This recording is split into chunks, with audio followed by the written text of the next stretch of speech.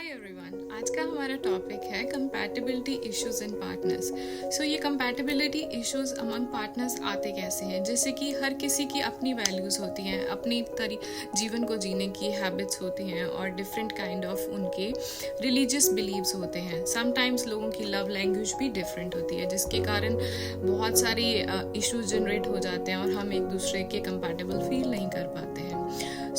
इन सारी चीज़ों को हल करने के बहुत सारे सोल्यूशंस हैं, बट सबसे पहले हमें प्रॉब्लम को एड्रेस करना बहुत ही ज़रूरत है। That compatibility issue has arisen, so we have to tackle this out, right? So उसके लिए बहुत सारी चीज़ें हैं इम्पॉर्टेंट, जिसमें सबसे पहले आता है communication. Communication plays a very important role in every relationship. So whenever there is a problem in between couples or partners, right?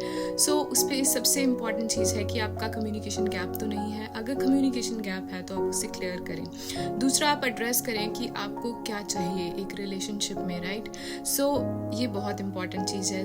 Third चीज़ एक ये है कि आप दोनों के, अगर आपका रिलीजियस डिफरेंसेस हैं तो आप उनको वैल्यू दें और उस डिफरेंस को अप्रिशिएट करें, राइट? सो ये बहुत इंपॉर्टेंट है।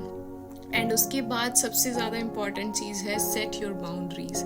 हम हमेशा ही, हमारे हर रिलेशन में प्रॉब्लम ही यहाँ से आती है जब हम अपनी बाउंड्रीज को भूल जाते हैं। We being humans don't understand the personal space of others, so which we always try to invade by emotional distress and always making other person that okay, you have to do whatever I want because हम उनको प्यार करते हैं या फिर हमें उनसे प्रेम है। तो ये सारी चीज़ें हैं जो प्रॉब्लम क्रिएट करती हैं और कंपैटिबिलिटी इश्यूज क्रिएट कर देती हैं। अगर आपको ज़रूरत है तो मैं आपको ये रेकमेंड करूँगी कि अगर किसी को भी कंपैटिबिलिटी इशू आ रहा है तो वो प्रोफेशनल हेल्प ज़रूर सीख करें, काउंसलिंग को सीख करें अगर आप इस रिलेशनशिप को ठीक करना चाहते हैं, which is very important for everyone, right? Thank you so much, have a great day, bye bye.